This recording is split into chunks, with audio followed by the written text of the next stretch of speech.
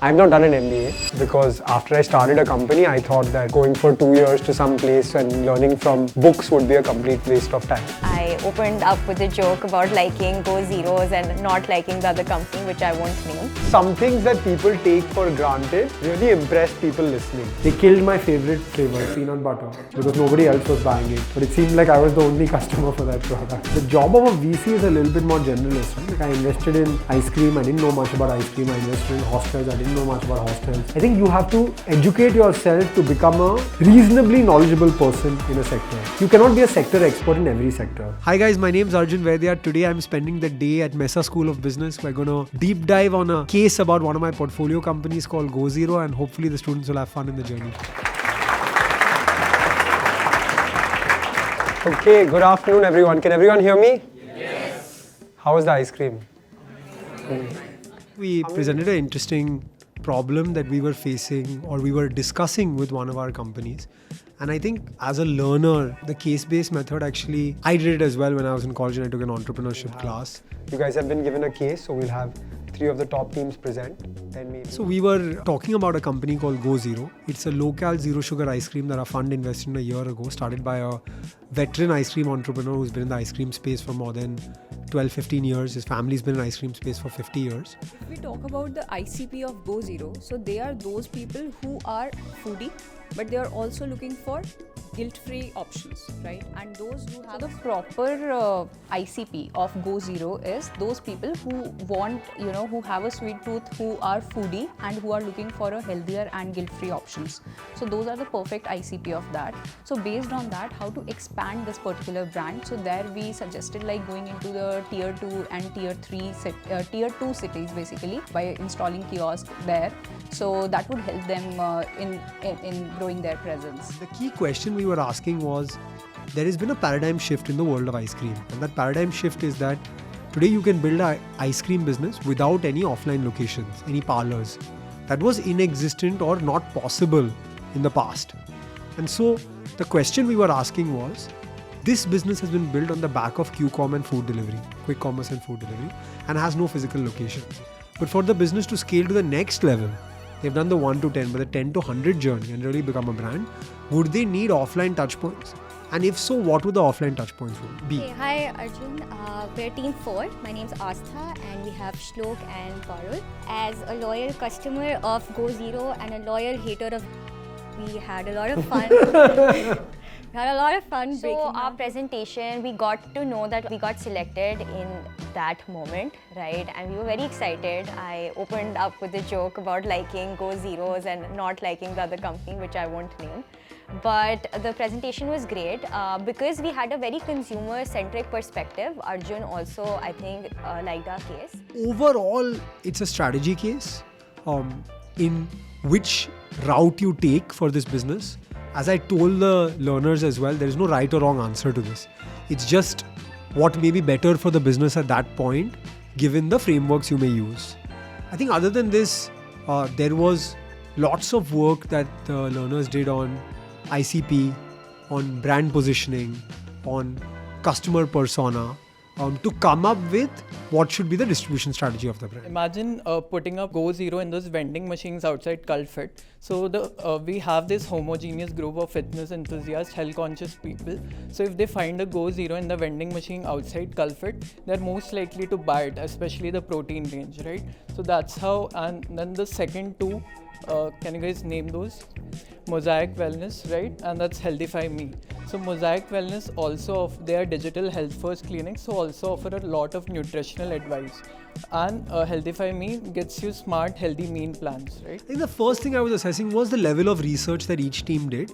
Did they actually go to the depth of the problem? Did they do more research than was available on the company's website?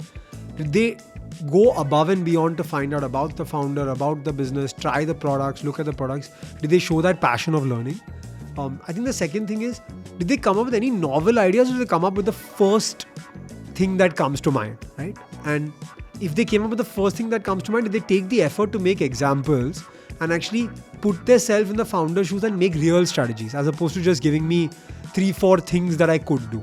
So Amazon versus quick commerce has a very different DNA when it comes to consumer behavior. One is a discovery based, one is a search based platform. So when you said that you're building your website, you're forcing people to come to a channel in which is they are not naturally there. Then how to select to which channel to go to, because everybody starts with a finite amount of money, whether to focus on my website.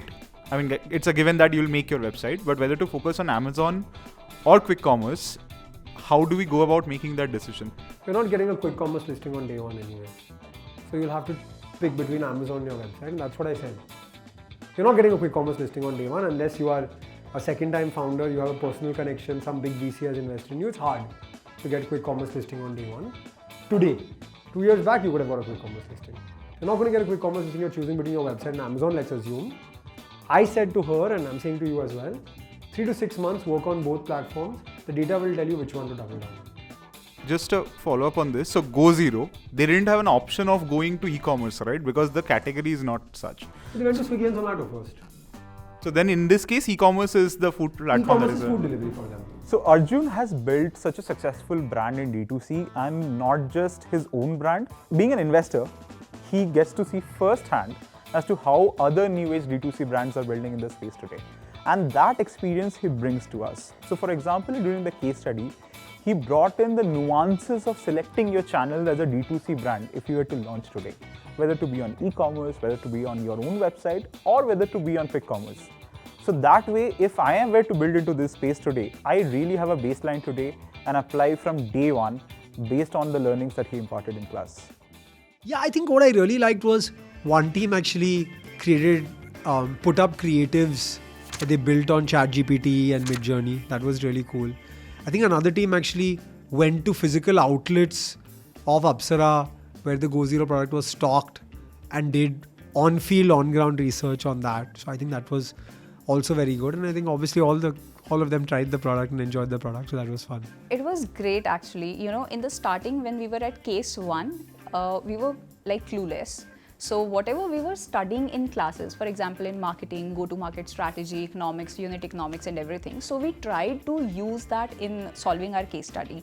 So by the 10th case study, now we are in that stage and level that we can understand the case study and break the case study at a greater level, and the depth that everyone talks about, like going horizontally is fine, but also going into the depth of it. So now we are at that stage that we can understand those things, and we come up with very great solutions also.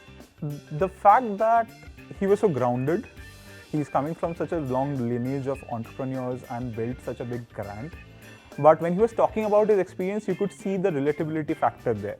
When he's talking about how he failed as a person, or when he started up, what kind of avenues that he wanted to explore, and his overall learning curve in his own business. And that also assures us that as a person, we can also try to dream big like him and probably succeed at it too. Clearly, you guys are either very bright or some of you guys liked what I had to say, whatever the reason may be. It's been a pleasure to come down and visit Mesa. I finally made it and really enjoyed it. You guys are really bright and very intellectually curious, so excited to see what happens with your startup ideas, with MSA, and hopefully I can be back very soon. So yeah, see you soon. I'm going to take one selfie. Hold on. Actually, maybe stand up. Maybe we'll get one selfie of everyone and I can post it.